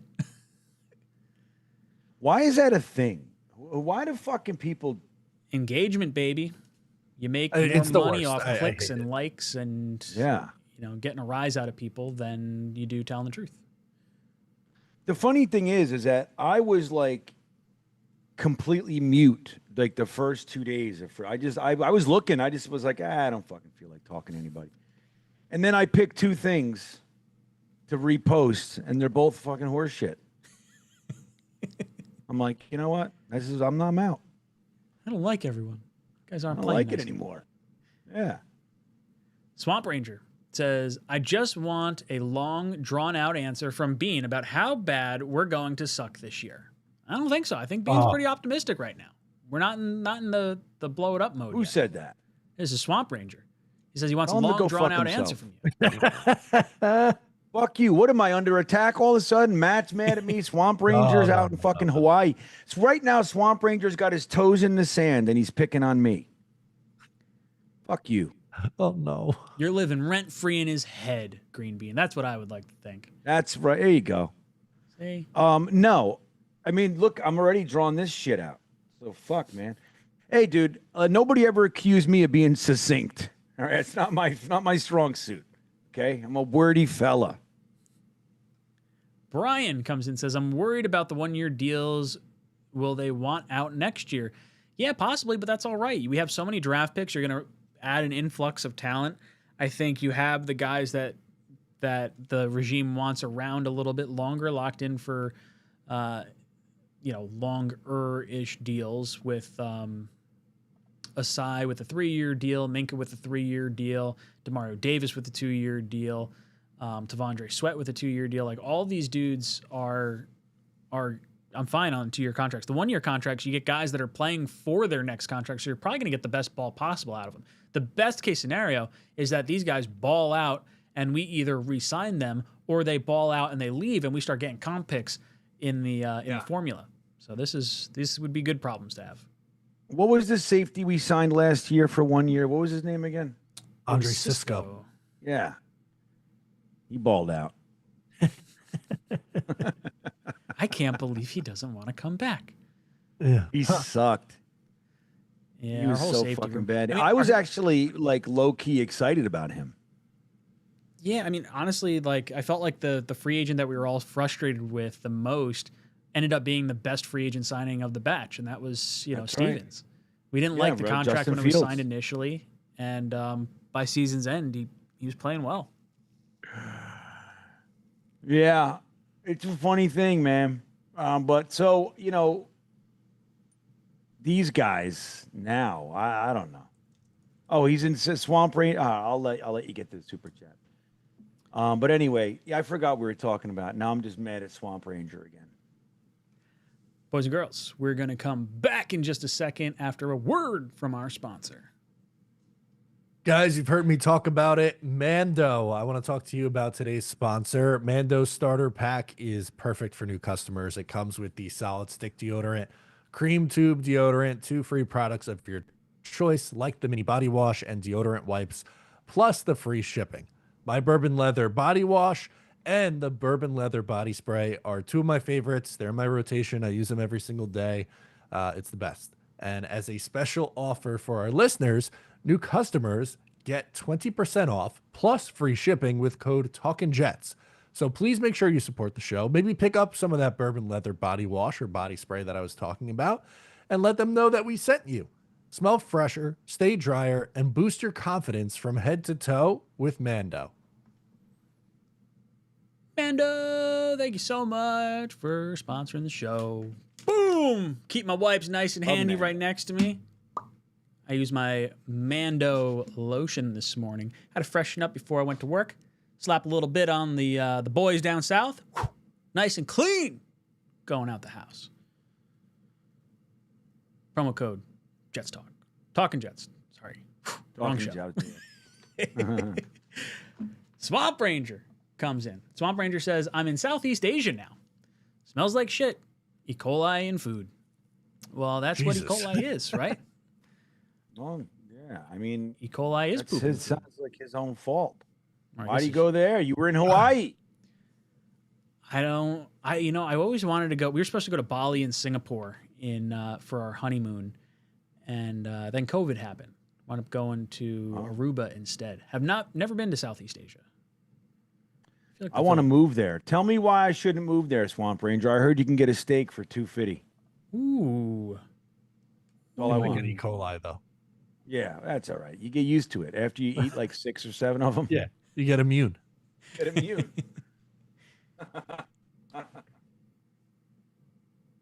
Hustler says, with the first 2 picks, where are you guys leaning? I like Styles and Downs, best player available, definitely. I'm actually curious real quick where I pop over to Tankathon every now and then just to see where they update stuff and have us sit and let's see what their mock draft has. That's not what I want to do. Here we go. All right. So they got Jets with Arvell Reese, and then they got us with Mekhi Lemon. So it didn't really change much at all. I don't even know if this is legitimately updated to where it needs to be. But with our top 2 picks, I love the idea of drafting Sonny Styles. Like, I really like it a lot. I struggle with the Jets making that move given the lack of an edge rusher right now. If there is someone they like in the second round enough that they don't feel they have to invest at number 2, then Styles would be my pick after like Reese, I guess. And then if Caleb Downs falls, that is exciting because I would definitely take him at 16. But if Vega's there, I think that would be the other position that I'm considering as well. I think guard comes into play. Maybe you consider corner, although I would like to believe we can kind of push that off for a year. I don't know. Bean, where's your head at as far as 2 and 16 right now? I've embraced it. I'm all about the Reese pick at 2. I mean, I'd be very happy with Sonny Styles. I mean, I think, we liked him before the combine. I think the combine showing kind of refined his, how athletic he is. Just adds a little bit of something to him, right? But I'm all about Reese, and I would love a wide receiver in the second, with our second first. If they decide to go guard, I'm not going to bitch and moan about it. If they decide, like if one of these guys that we like slides, like let's say hypothetically, like a Styles or a Downs, like you're talking about. Like if they come out and they take Arvell Reese and then they follow that with Caleb Downs or a Thieneman, I'm going to be happy with that. I think BPA is really the way to go. But it's got to be at a need. Like it's got to be at some place that we have a hole with the firsts. So that's where I am. But I think Arvell Reese is the pick at 2, and I'm good with it. I just wanted to scroll down a little bit. They have Ty Simpson on Tankathon ranked at number 32 best player in the class. But he's quarterback, so that yeah, I think that conversation is going to come into play at 16 most likely. Matt, what are your thoughts with pick 2 and pick 16? I'm at Reese for the second pick. I like Sonny Styles a lot. I wouldn't be upset if they took him at number 2. I just think, Reese with his versatility makes the most sense in this defense. And I think it's between wide receiver and Vega Owane for pick 16. If Lemon, Cornell Tate, or Jordan Tyson are there at 16, it's going to be really hard for me to pass up on one of those guys. But it depends on what they value more. Is it the second round guards or the second round receivers? That might be the thing that differentiates it for them. But for those who really don't like the offensive line early, I'm just going to say, like, you can't really rule it out, especially with their need at left guard right now. So I definitely think it's something you're going to see more commonly mocked to the New York Jets going forward. Yeah, and Vega having already played next to Olu in college, it might be appealing for them to add some chemistry there as well. And I think Baltimore is probably the main threat in front of us if that were your top guy at that spot. The wide receivers are interesting. Now that the Rams have made the trade for McDuffie from the Chiefs, cornerback's really not a need for them at all. So do they go wide receiver at 13? This particular mock draft has them going tackle. Will one of the receivers fall? I guess the first receiver they have going is Tate to Miami, and I guess Lemon to the Jets. So that means Tyson's somewhere. Tyson goes all the way to 24. Damn. I feel like the wide receivers are going to go a lot higher. Like after seeing what Alec Pierce got in free agency, like that's going to push receiver as a higher need up draft boards, I think. Matt, do you think we'll have maybe 2 choices at 16, or do you think maybe one guy might be there? I think 1. I think 2 go before the Jets are on the clock. I would be surprised if it was 2, like how it falls in this mock draft where it's both Lemon and Tyson for you at 16. Yeah. Bean, what about you? You think the Jets get one of the 3 guys that falls to 16, or do you think maybe all 3 receivers go before us, or do the Jets have 2 choices maybe at 16? I think one receiver of that top 3 will be there. Yeah, it's I don't know. I think wide receiver, it's like quarterbacks, right? We know about their inflated value. Wide receivers, and it's not that it's inflated, but I think they get pushed up, as well. It's one of those positions. So I don't know. I just I find it. I'm trying to think who would take. And what about Sadiq? I think he should come into the conversation. I was gonna say I think he should come into the conversation. I think receiver's a bigger need than tight end, but I don't think we necessarily have to ignore tight end if the best weapon is tight end. Like I think you can move forward with Ruckert as tight end 3. Like no issues there on my book. Would you take tight end over the guard? Like let's say Vega's there and Sadiq's there, and you're not sure if maybe Pregnon makes it to 33 or 44. That's where I start to get a little wishy-washy because I do like a lot of the second round wide receivers. But would I go guard? I think I would go the guard over Sadiq right now. Like if the receivers are gone, like if the top 3 guys are off the board. I mean, having two firsts does change that. Like, you know, that idea, like the Jets, like, look at our first round picks the last 5 years, you know, and how many offensive linemen. And it's like, well, we have two. So you got an edge rusher, and then you take another lineman. It sucks to have to do it, but it's not stupid to do it. And why should Mooj be beholden and held back to doing, like you said, pairing Olu and Vega together on the left side of our line? They've played together. You're getting like really the top interior lineman in the class. Like, why should Muji be held back because Joe Douglas drafted linemen? You know? Sure. I don't know. Matt, if it fell down to like Sadiq or the guard, like all three receivers happen to be off the board at 16, which way would you go? Or a totally different route? So between the guard and Sadiq, you're asking? Those two Or was you're saying kind of where wide my head receiver was too? at. But if there's another player that kind of falls in line, like let's say the top three receivers are off the board, I feel like the conversation for a lot of fans pivots to guard, maybe tight end, and then probably Ty Simpson would I think be the three, maybe wide receiver 4 if you like Boston enough. I think I would take the guard at that point. At that point, right? Like we were just talking about overall rankings. Yep. I think I would take Ione. Yeah, I don't know if I love the second round guards once Pregnon's off the board. I think it kind of scares me, and then you're risking your offensive line a little bit more. Good question, Hustler Mindset. Ryan comes in the chat. What's up, Ryan? Says, hey guys, with Geno, I hate this team. Why? Who is going to break Geno's jaw this year? LOL, freeze Ryan. Well, thanks, you jerk. Do I have my little freeze button? I don't know if I have a freeze button. We'll go back over to this side, and then I will freeze Ryan's myself. gonna go out there. And screaming Matt, of what are your Sadiq. thoughts? No! Whoa!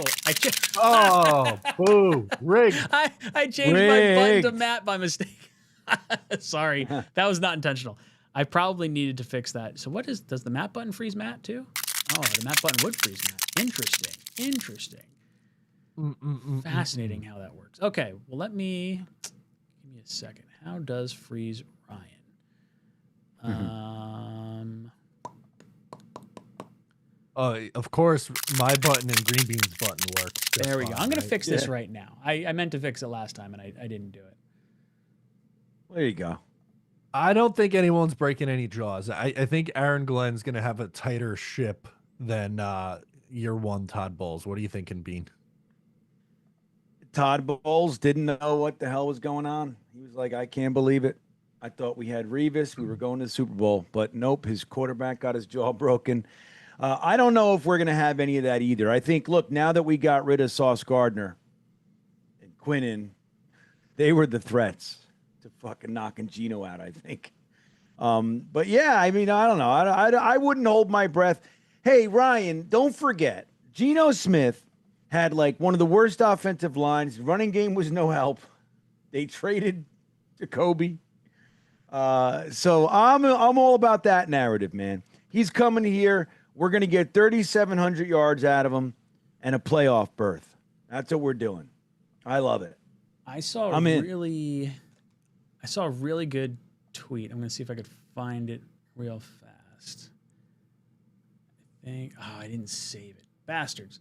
It was like which team's better with Geno. It was like his initial year with the Jets where his receivers were Robbie Anderson, Jeremy Curley.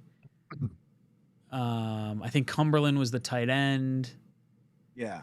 Bunch of scrubs. Yeah, it's drastically better now than when he was here first stint. So that's definitely a glass half full approach too. I found it. Oh, you got I it? can send the link. Yeah, I'll send you the link. Perfect. Let's go over to the share screen. All right.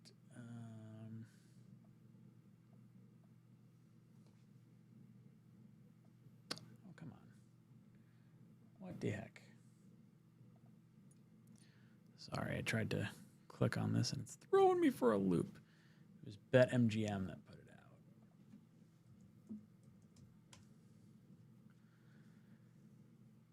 Yeah, 2013 team, not very good. Got it. All right. No. And we rooted. We were there. Which And they won Fine 8 games too that year, which Yeah. is more than the Jets have won since With, 2015. it's more than we won with Aaron Rodgers and Devontae Adams and Garrett Wilson and Brees Hall. It's crazy, isn't it? Doesn't make any sense. It doesn't, dude. So I was wrong. It wasn't Robbie Anderson. So Bilal Powell, love Powell. Stephen Hill, which was the second coming of a great wide receiver that never panned out. Santonio Holmes, which this had to be his last year with us, I think. Yeah, it was. Jeremy Curley and Jeff Cumberland. Yeah, I think the only player I would take over, I mean, I guess you probably argue maybe wide receiver 2 and 3. Like Curley, I think, is better than Arian Smith right now. Adonai Mitchell has some upside, but Santonio Holmes was the better player at that point, even though he was kind of imploding our locker room. But like, Yeah, he was imploding. yeah, I feel like Brees and Garrett, it's not close with the other guys. And if we add another wide receiver, whether it's Brian Thomas Jr. or a first-round guy or second-round guy, that bumps everyone else down, and then I think you have that conversation. Matt, any thoughts on the lineup with Gino's first start versus current Jets? Yeah, it's current Jets. And I love Bilal Powell. I'm one of his biggest fans, but you got to take Brees over him. You're taking Garrett over Stephen Hill. Santonio Holmes was pretty washed at that point. That was after the injury in 2012. Jeremy Curley, obviously, over Arian Smith. And I think you're taking Mason Taylor over Jeff Cumberland. Being anything to add about the offensive differences? I'm right there with you. I'm lockstep on this one. So look at I just think Gino looks happier on the left. I think he didn't know anything. he was like, oh, this is going to be great. He didn't know. Brees Now Hall he's looks like he wants to be here in this photo. Yeah, he does. He looks like he might. What do you think of all that shit? Did Dude, you see? It's crazy. He's like complaining about like, oh, you know, we got a lot of money to sign these guys over here, and it's like, Brees, you realize you signed our biggest free agent contract so far, right? Like $14.5 million. Not one person on this team got more than him. Did he sign it? Oh, sorry, he hasn't signed it. He was offered the franchise tag. He's got to sign it before it's like official. But Yeah. 14.5 is more than any player in any of these contracts is getting in a single year. Then he tried to pivot and say, no, it's good that we're signing players for our needs or whatever he was saying. Yeah.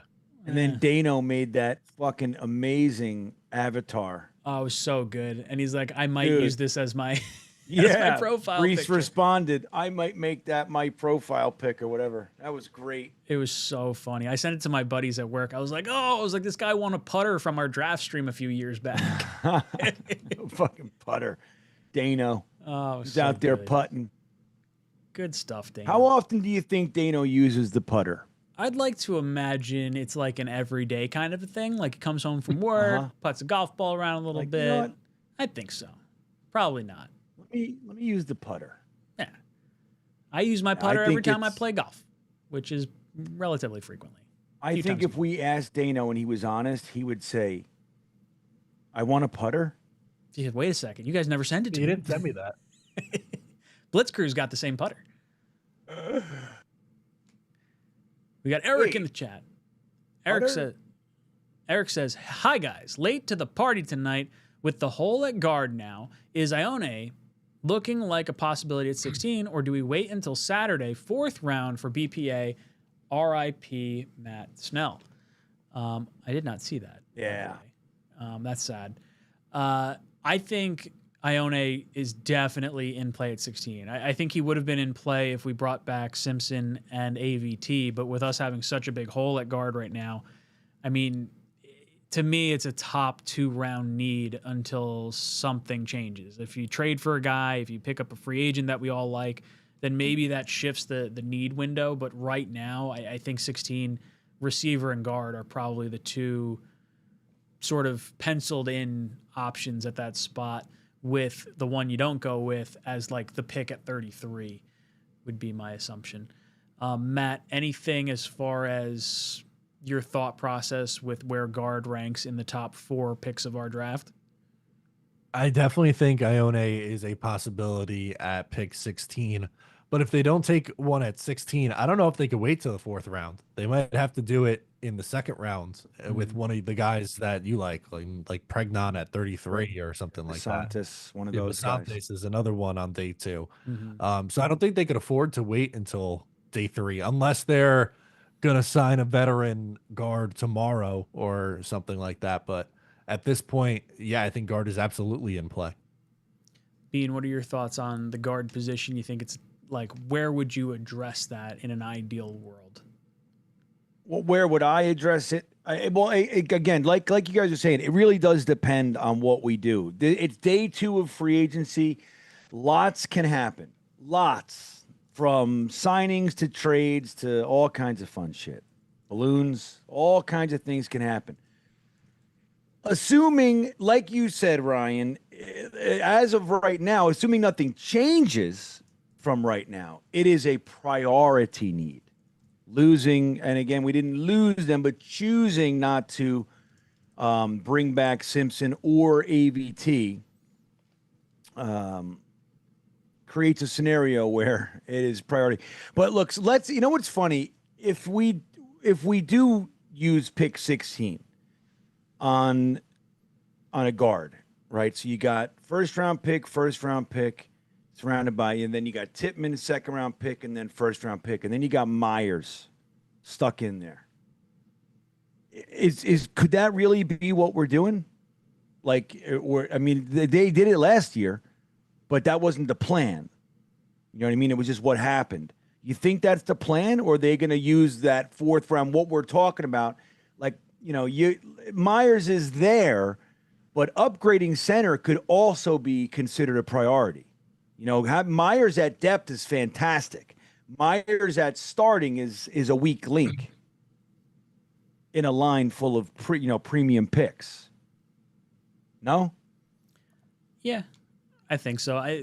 The Myers weak link is, I guess, it's all right because there's continuity on the offensive line, and I thought our O-line was a strength, even if he was like maybe the weaker of the links.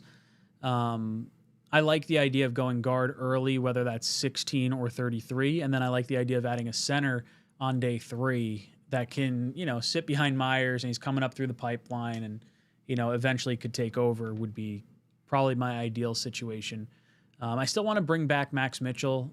I mean, I guess that would be interesting if they brought back Max Mitchell as like our swing tackle, but also sort of had him as like the fallback guard option. Now I want to see how many snaps he actually took at guard last year.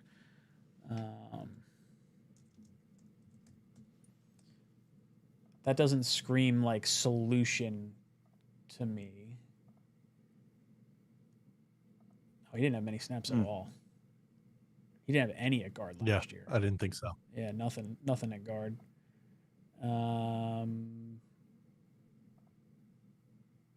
He was tackle. He had 47 at left guard in 2024. And then he had 81 snaps at right guard in 2023. I think 22 was his first year, right? So yeah, 2022, nothing. Had right tackle snaps. I wouldn't feel comfortable with him starting, but I like him as a backup offensive lineman. I think would be a nice bring back. Tile says Fano and Tyson are slipping. I'd jump on either at 16. Yeah, I really like Tyson. The injury history doesn't concern me as much anymore once I dove a little bit further into it. Like, I was kind of looking at his injury history as like a lump sum, but he had I think it was an ACL, MCL. It was like a bad knee injury in 2022, but that was his first injury. And since then has played really well. Now, he did have a broken collarbone, which caused him to miss time, but that's not a reoccurring injury. He did have a hamstring injury, which I feel like fast, twitchy wide receivers are going to tend to have that anyway. So, like, if Tyson's the option at 16 and he's the last one there, I don't have a problem with that, and I would definitely make him the selection. As far as Fano, that's the tackle, right, out of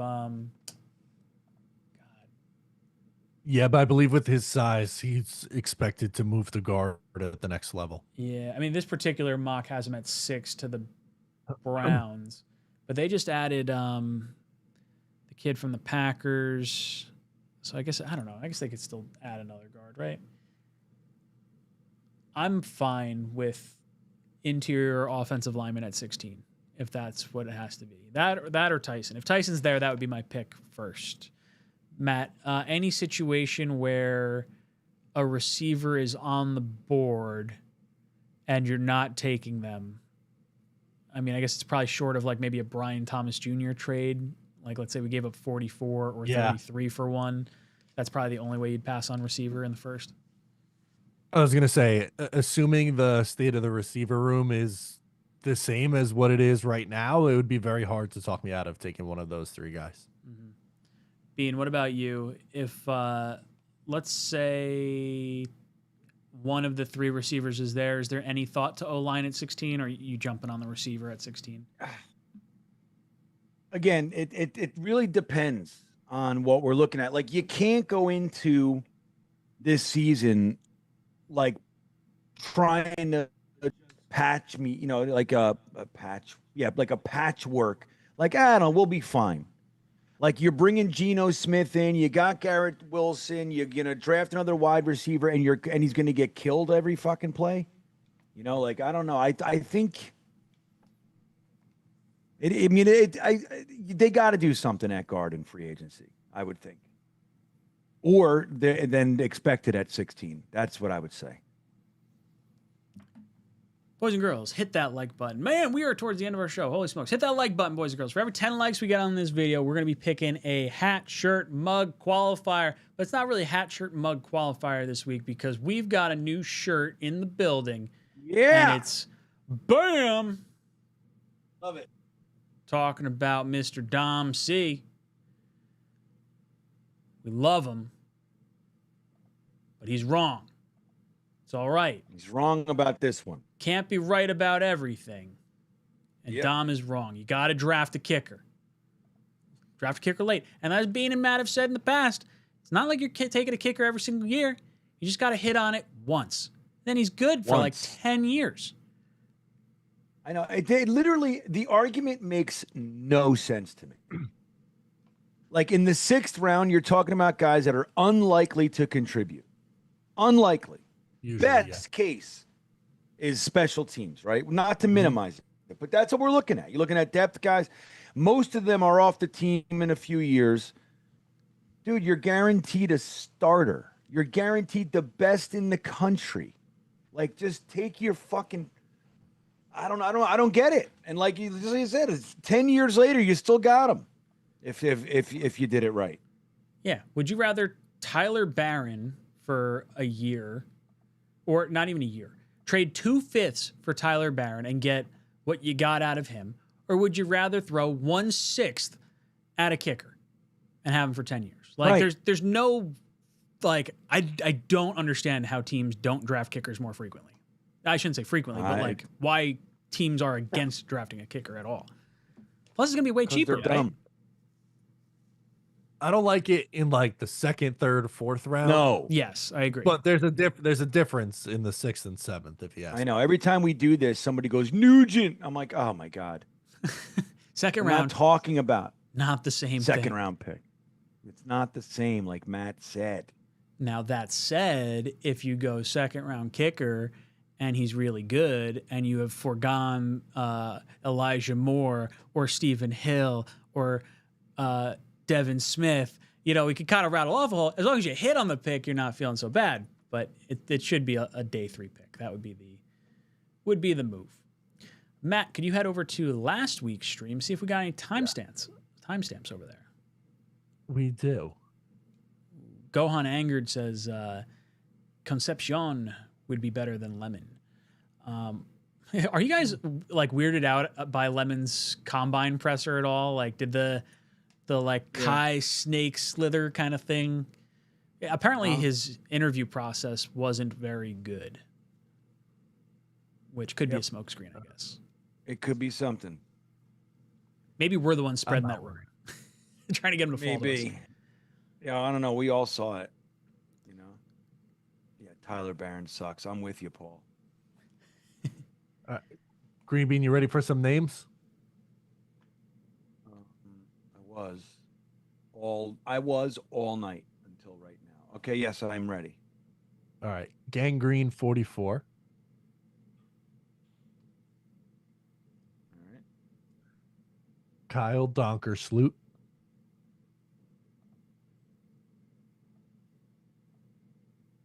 Andrew Grzanka.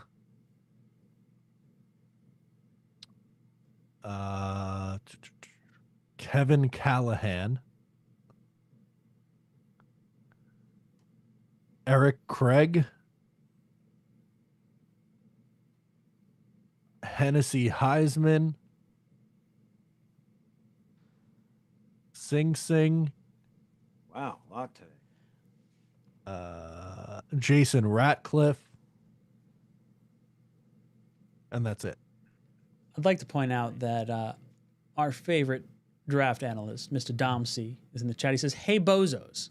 He must be talking about Green Bean and Matt on this one.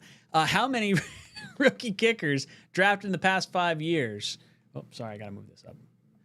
Drafted in the last 5 years are still in the league. I'll hang up and listen. I don't know the answer to that question, Dom.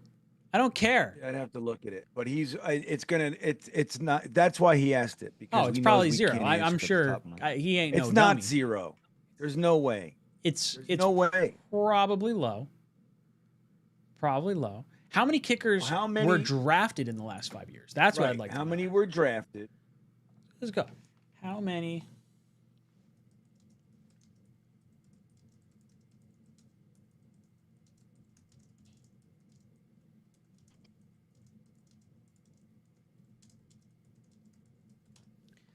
All right, let's see what the GPT says. I'm trying to catch us. How many kickers have been drafted over the last 5 years and are still on their teams? There are Andreas Borgalis, Tyler Loop, Right. Will Rickard, Joshua Carty. And by the way, he was one that we wanted in the draft. That was our guy. That is true. So there is Our guy. 1, 2, 3, 4, 5, 6, 7, 8, 9, 10 guys still with the original team. Would be 1, 2, 3, 4, 5, 6 guys. Moody was released by the 49ers in 2025. Ryland waived by the Patriots in 24. Carlson no longer with the Packers. Cade York waived by the Browns in 23. So 6 is a 60% retention rate. Yeah, but are they still in the league? Isn't that what he said? Well, he said with their team. Oh, please. So, no, he said still in the league. So sorry. Yeah, no, I was wrong on this. He said still in the league. So, now I need to re-ask.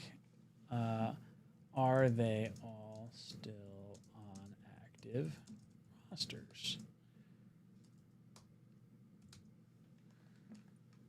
60% is still pretty 60% on your original team, which I feel like is probably the more impressive one. Yeah. So it still says 6. 6 are currently on active rosters. 60%, Dom. Yeah. Now talk about all these fucking fast wide receivers that can't catch that we take in the 7th. Yeah, and Dom, tell me how many times Tyler many of those Barron guys? is deserving of being a 2 right.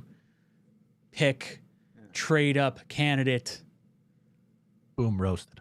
Tell He me how says many it's not fucking 0. Zach Kuntz, We know it's not 0, Dom. fucking the Jonathan Marshalls are fucking scraping fucking grills at Checkers. Yeah. So Dom, night. it's hey, you know what? It's all right. We love you. You're just wrong on this one. You're wrong on this one. There's a shirt about it. You can't be wrong. That's right. Right. Thank you, Ryan. Once there's a shirt, you just got to stop arguing. It's official. The shirt has spoken. The shirt has spoken. All right, boys and girls. How many contestants we got tonight, boys? 50. Even with Dom C's last really terrible super chat. I want you to know I am like crossing my fingers that Dom gets the inaugural Dom C is wrong draft a kicker shirt. Oh, Like let's be honest, we're gonna send him a shirt regardless. Yeah. of who wins or loses. He's getting one of these shirts. But it would be funny if he just earned it outright. All right, chat. Yeah. Give us a number 1 through 50. We are going to pick the 6th number because there are 6 kickers still on their active rosters that were drafted. So give us a number 1 through 50. The 6th number is what we're picking.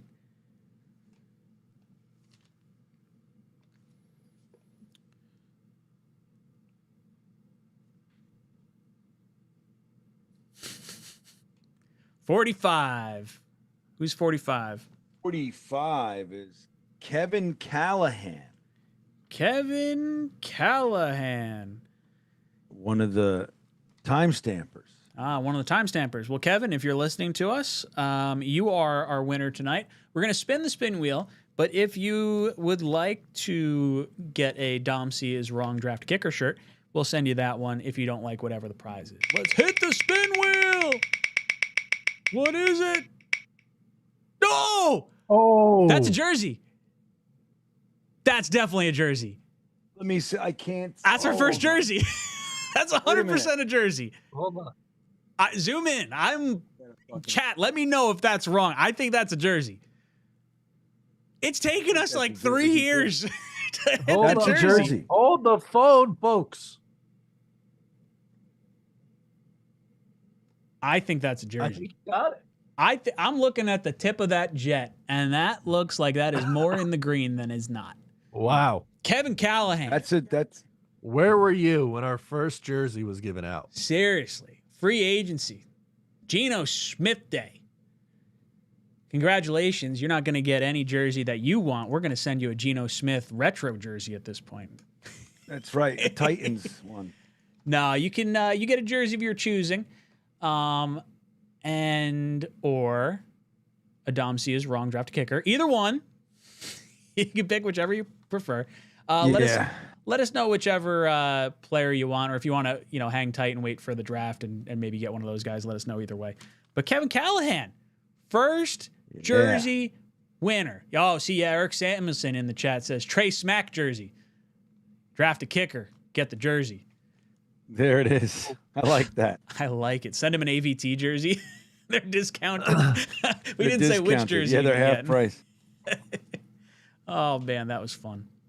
Well, boys and girls, we have reached the end of our show. So let's go around and give our closing thoughts. Mr. Bean, any last words? Oh, I had fun tonight. I'm wiped out, everybody. So this was great for me to do. I'm psyched about our draft party. Guys, if you haven't gotten your tickets yet, you got to get on that and come hang with us. I'm looking forward to seeing everybody up there coming up from Virginia. So, yeah, man, that's what I'm talking about. Other than that, I'll be sleeping in mere minutes. Done. O'Leary, any last words? Yeah, I'm excited to see what continues to happen in free agency. I'll be reacting on the channel to that tomorrow. And like Green Bean said, pick up your Talkin Jets draft party tickets. Come hang. Boys and girls, it's been so much fun hanging out with you tonight.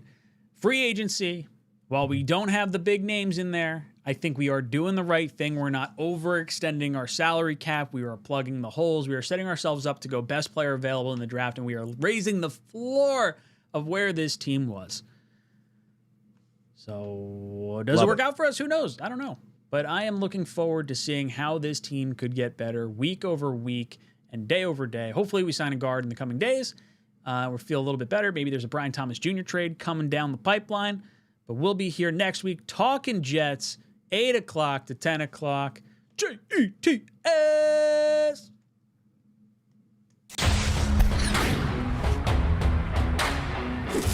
Just go somewhere else. I can't take this nonsense anymore. How are you going to blame the defense? I got the power. Screw Green Bean. Damn it. But once you get to the sausage, I feel like we're doing something. Go Jets.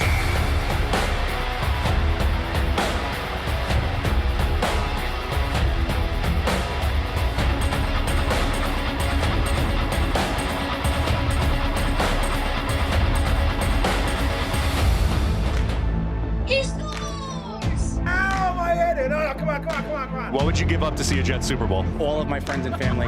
Hit those milk thumbs, boys and girls. Freeze run. Jets! Hold on to your underwear, ladies, and stand by, bitches. It's now time for Talkin' Jets with your hosts, Matt, Ryan, and Green Bean.